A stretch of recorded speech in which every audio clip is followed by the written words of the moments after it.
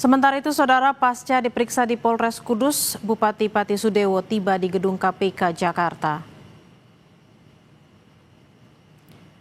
Sudewo tiba bersama satu orang lainnya di KPK pukul 10.35 waktu Indonesia Barat. Dengan menggunakan jaket hitam, Sudewo memilih bungkam saat memasuki lobi KPK. Belum ada pernyataan resmi dari KPK terkait operasi tangkap tangan yang menjerat Sudewo, termasuk siapa saja yang ditangkap.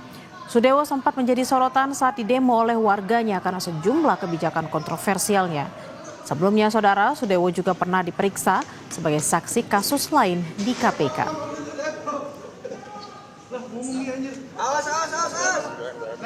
Saat mendarat di Bandara Soekarno-Hatta, Tangerang, Banten, Saudara, Bupati Pati Sudewo menyatakan menghormati proses hukum dan meminta masyarakat Pati untuk tenang dan fokus menangani banjir. Karena padanya aja nanti tidak boleh berbohong dengan KPK. Ya, menyampaikan keterangan apa adanya saja nanti. Tidak boleh berbohong dengan KPK. Nggak boleh berbohong, Pak ya? Tidak boleh. Pak, adanya dugaan itu benar nggak? Oh ya, nanti aja nanti.